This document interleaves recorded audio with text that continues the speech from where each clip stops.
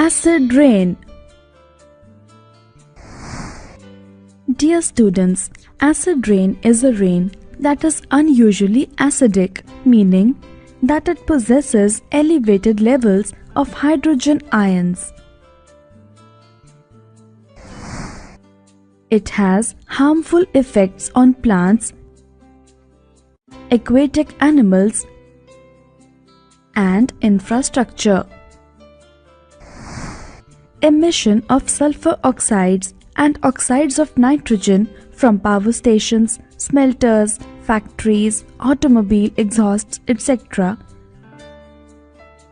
go up and react with rainwater in the atmosphere and cause the formation of sulfuric and nitric acids in rain clouds. If the rain falls through polluted air, it picks up more of these gases and increases its acidity, that is, pH lower than normal. This is called acid rain.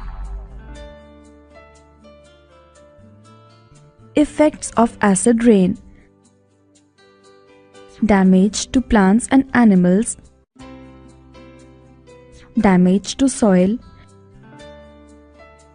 damage to aquatic life, damage to heritage life, damage to metals,